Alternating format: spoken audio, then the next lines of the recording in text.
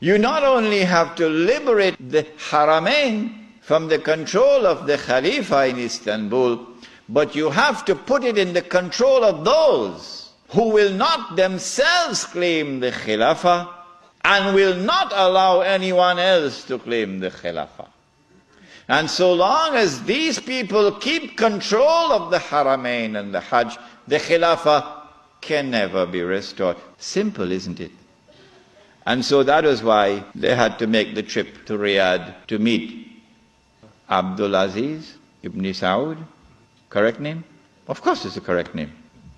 But Abdul Aziz ibn Saud did not control the Hijaz. So he couldn't command a check for £7 million. He had to be content with something less than that. So what the British offered to him was, if you would sign the same kind of agreement with us and violate the specific command in the Quran and betray Allah and His Messenger and betray the Ummah, we pay you £5,000 a month. Would you accept that? Abdul Aziz says yes. And in 1916, Abdul Aziz ibn Saud signed an agreement with Britain, which made of him a military ally of Britain, subservient to Britain. But when the Ikhwan, who were his military force, questioned him, how can you sign this agreement with Britain? And how can you accept this money from Britain, £5,000 a month? Abdul Aziz ibn Saud says, this is jizya. Jizya is what they pay to me because I control them. It was dust in their eyes and they swallowed it. And so Abdul Aziz ibn Saud got away with it. By 1919, the Ottoman Empire was in shambles, falling apart. And a British army under General Allenby, with many Arabs and Punjabi Muslims fighting faithfully under his control, attacked the Turkish garrison which was defending Jerusalem, defeated it, and liberated the Holy Land. This was a joyous day for the Jews, because now the countdown is really moving forward, and the golden age is coming back.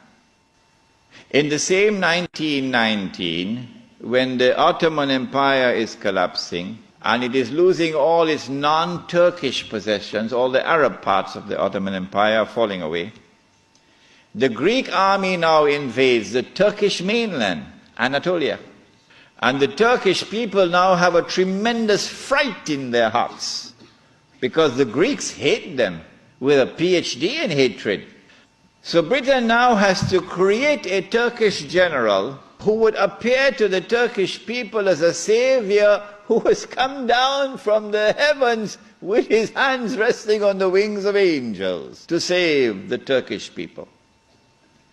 And so at a place called Gallipoli, a man named Mustafa Kemal inflicts a defeat on the ruling state in the world, Britain, and immediately climbs the ladder to become the hero of all heroes in Turkish history. Mustafa Kemal now takes over. He is in fact de facto ruler over the Ottoman Empire, and the Khalifa is just a piece of furniture. In 1920, I think, or 21, there was a big treaty, negotiations in Versailles, and from this emerged now the Turkish Republic, which replaces the Ottoman Islamic State. But Mustafa Kemal said, the Turkish people love their Khalifa. So if Europe could have a pope, why can't we have a pope too? So the new Turkish government of Mustafa Kemal decided to take the Khilafah and remove from it all political authority and make the Khalifa the equivalent of the Pope. This was 1922.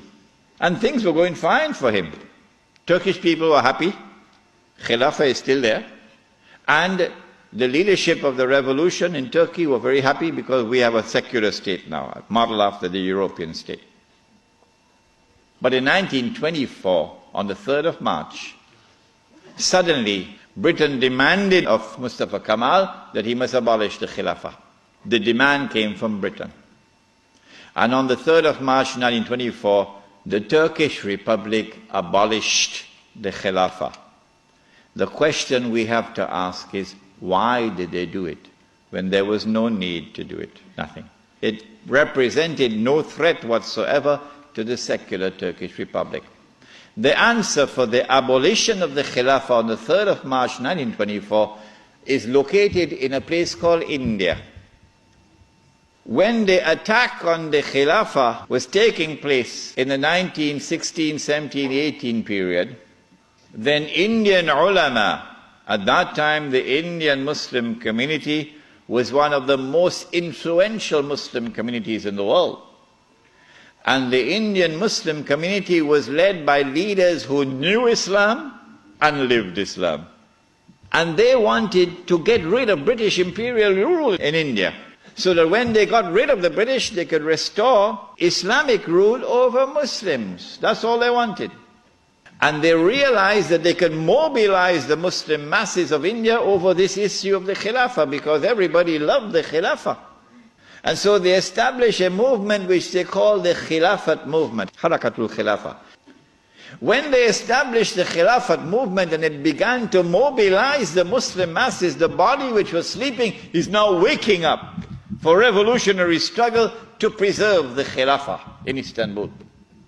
The leader of the Hindus realized, but wait a minute, the Muslims want the same thing that we want. We also want, the Hindus, we want to get rid of the British, and we want to restore Hindu rule over the Hindus. So there's a conversion of interest here.